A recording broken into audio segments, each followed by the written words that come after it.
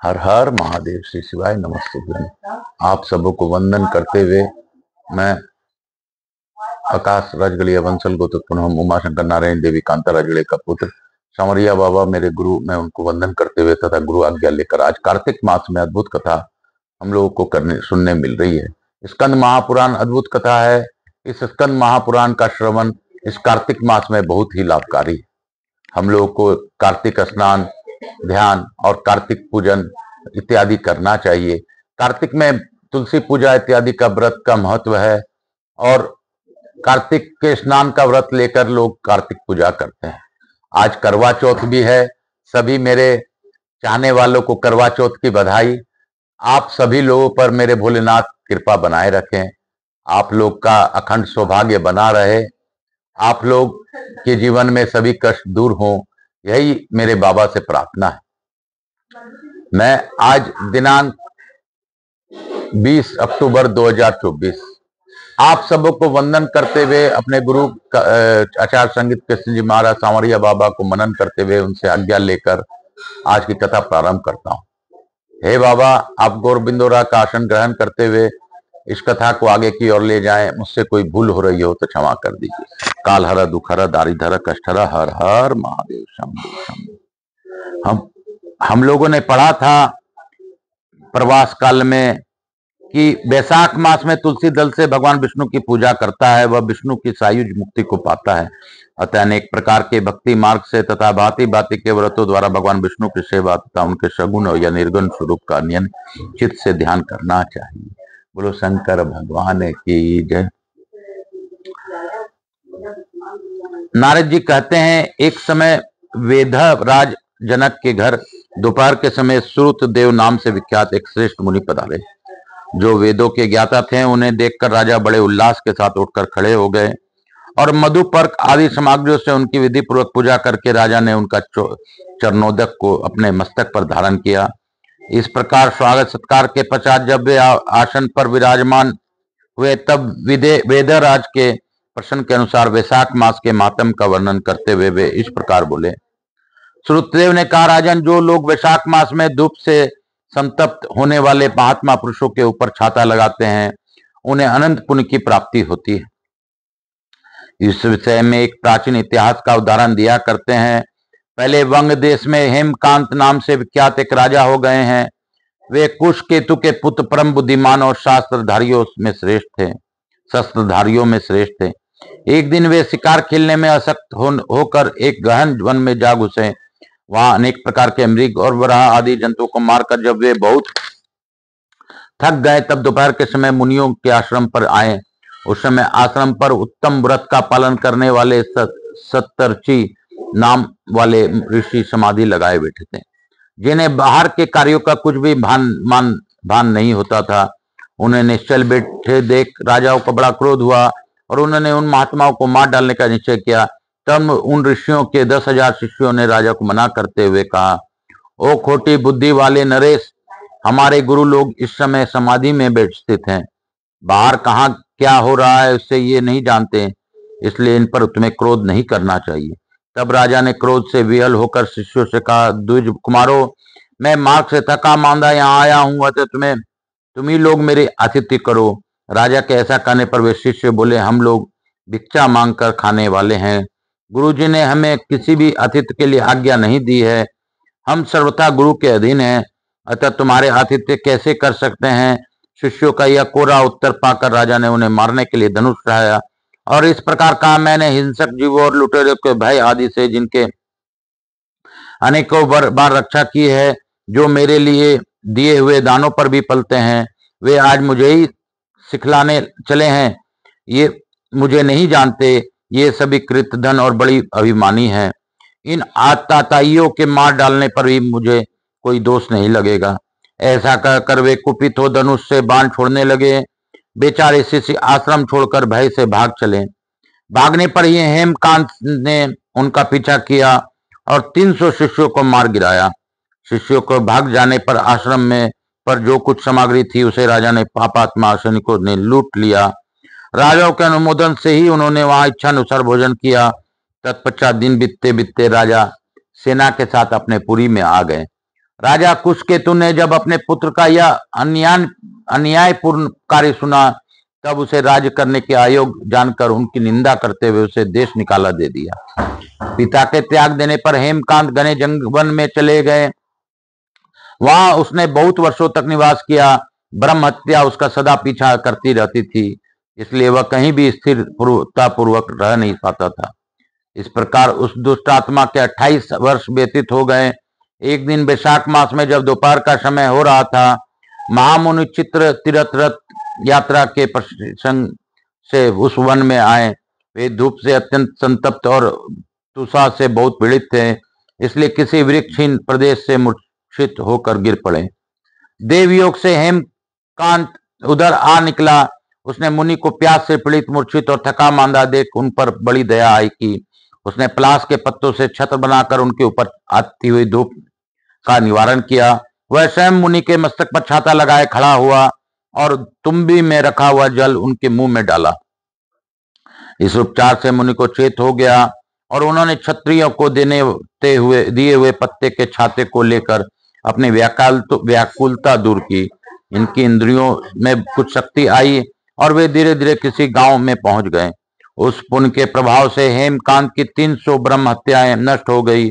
इसी समय यमराज के दूत हेमकांत को लेने के लिए वन में आए। उन्होंने उसको प्राण लेने के लिए संग्रहणी रोग पैदा किया। उस समय प्राण छूटने की पीड़ा से छटपटाते हुए हेमकांत ने 3 अत्यंत भयंकर यमदूतों को देखा, जिनके बाल ऊपर की ओर उठे हुए थे। उस समय अपने कर्मों की याद करके वह चुप हो गया। छत्रदान के प्रभाव से उसको भी भगवान विष्णु का स्मरण हुआ। उसके स्मरण करने पर भगवान महाविष्णु ने विश्वक्सेन से कहा, तुम शीघ्र जाओ, यमदूतों को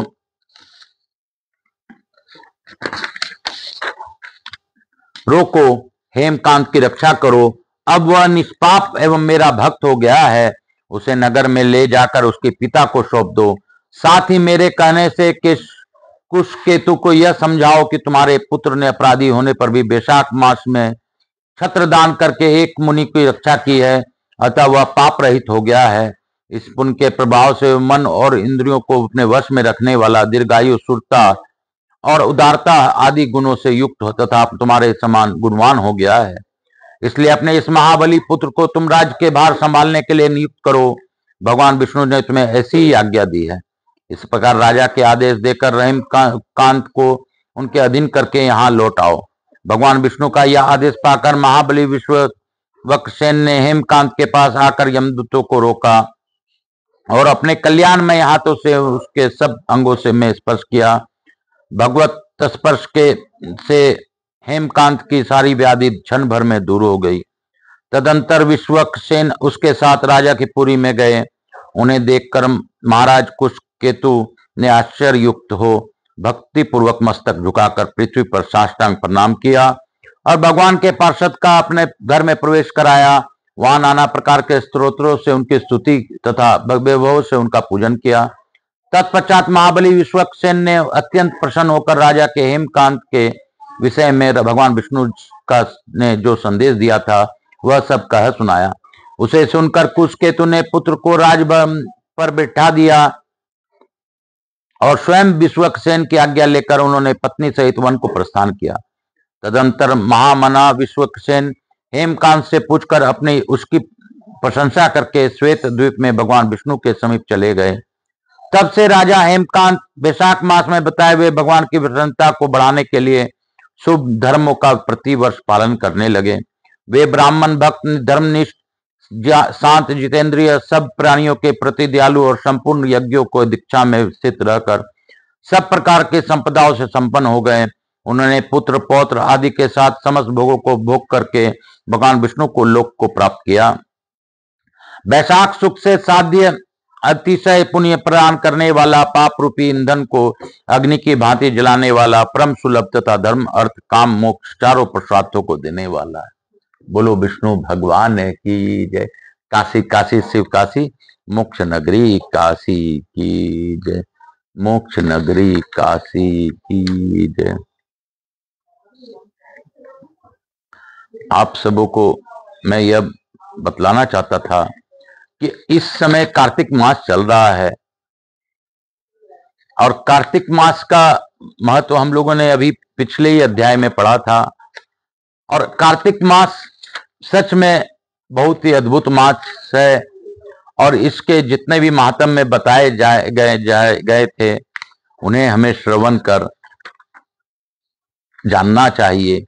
जय विजय के बारे में भी कार्तिक मास में आया था और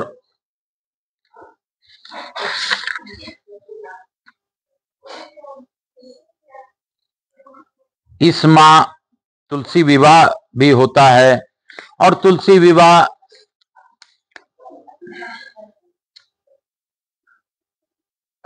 हम लोगों को एक चीज मैं पुनः बताना चाहता हूं कि हम लोगों को कार्तिक माह एकादशी को भगवान के जगाने की विधि, कार्तिक व्रत का उद्यापन और अंतिम 3 तिथियों के महिमा के साथ ग्रंथ का उपसंहार। बोलो शंकर भगवान है कि जय। हम लोगों ने इस विधि से बताया है, उस विधि के अनुसार हमें अपना कर्म करना चाहिए।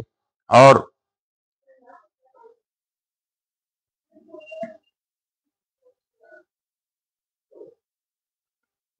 जो मनुष्य बिना भक्ति के तथा अधम भाव लेकर पवित्र कथा को सुनते हैं उनके फल पुण्य फल नहीं प्राप्त होता। मास के अंत में गंध, माल्य, वस्त्र, आभूषण तथा धन के द्वारा भक्ति पूर्वक पौराणिक विद्वान का पूजन करें। जो मनुष्य कल्याणमयी पुराण कथा को सुनते हैं वे 100 कोटि कल्पों से अधिक काल तक ब्रह्मलोक में निवास करते हैं। जो पौराणिक विद्वान के बैठने के लिए कंबल, मृग चर्म, वस्त्र, चौकी अथवा पलंग देते हैं, जो पहनने के लिए कपड़े देते हैं, वे ब्रह्मलोक में निवास करते हैं। यह कार्तिक महात्म्य सब रोगों और संपूर्ण पापों का नाश करने वाला है। जो मनुष्य इस महात्म्य को भक्ति पूर्वक पढ़ता है और जो सुनकर धारण करता है वह सब पापों से मुक्त हो भगवान विष्णु के लोक में जाता है। जिसकी बुद्धि खोटी हो तथा जो श्रद्धा से हीन हो ऐसे किसी भी मनुष्य को यह महात्म्य नहीं सुनाना चाहिए। सूर्य जी कहते हैं, ब्रह्मा जी के मुख से इस प्रकार कार्तिक महात्म्य की कथा सुनकर नारद जी प्रेम से मग्न हो गए। उन्होंने बारंबार ब्रह्मा जी को प्रणाम किया और स्वेच्छानुसार वहां से चले गए। तो इस प्रकार हम लोगों को कार्तिक मास का अद्भुत महात्म्य का जानकारी हुआ। हम लोगों ने कार्तिक के विषय में जाना और तुलसी के विवाह के बारे में भी बताया गया। कार्तिक में कार्तिक के अद्भुत प्रसंगों का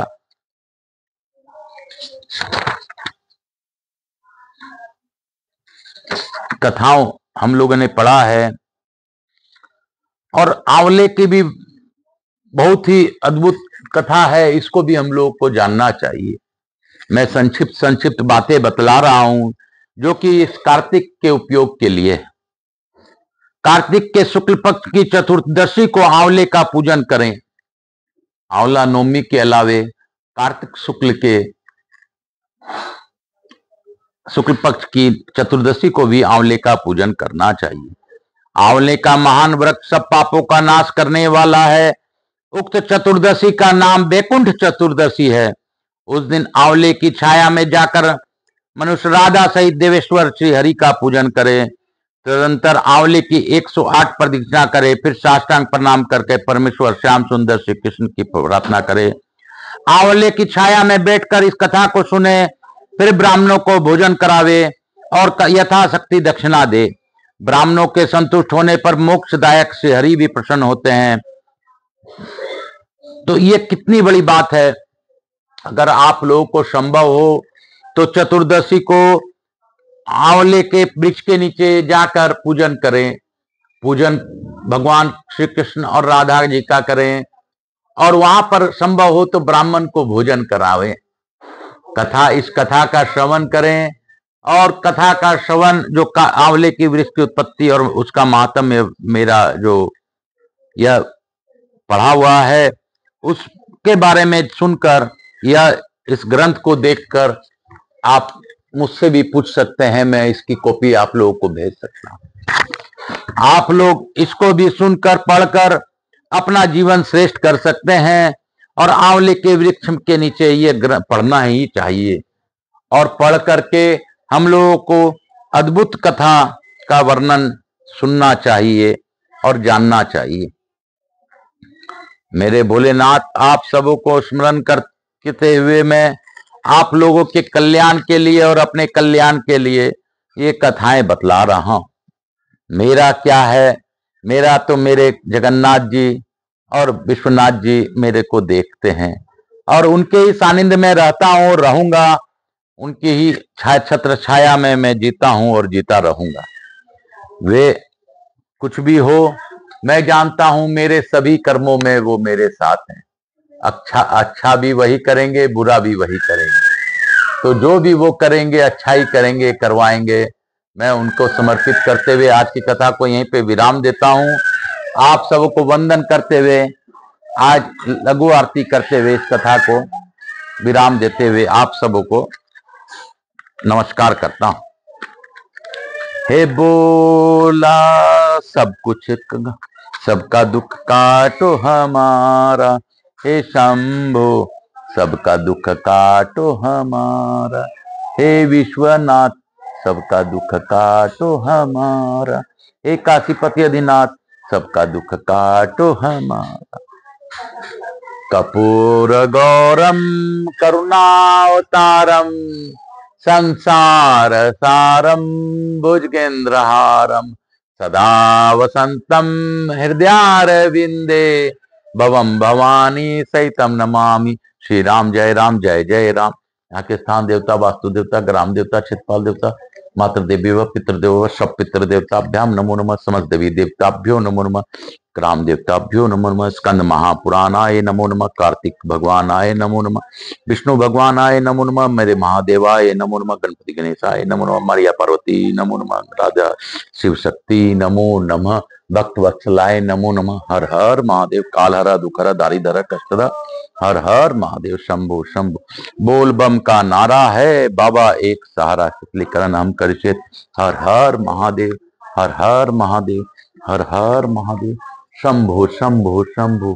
बोल बम का नारा है, बाबा एक सहारा। बोलो बम, नाच के बम, गा के बम, बोलो बम, हर हर महादेव। आप सबको स्मरण करते हुए मैं प्रथम पूज्य देव गणपति गणेश जी महाराज को धन्यवाद देते हुए उनसे प्रार्थना करता हूं कि आप हमारे यहाँ गणेश जी महाराज, लक्ष्मी जी महाराज, रिद्धि सिद्धि शुभ लाभ, कुबेर जी महाराज हमारे यहाँ निवास रखकर अखंड कृपा बनाए रखें। हवाई समस्त देवी देवताओं से अनुरोध करता हूं कि आप हम सभी लोगों को आशीर्वाद प्रदान कर इस कार्तिक मास में इस अद्भुत कथा का श्रवण का, स्कंद महापुराण के अद्भुत कथा का श्रवण का फल प्रदान करते हुए आप अपने स्थान को गमन करें और पुनः बुलाने पर पधार कर आशीर्वाद दें।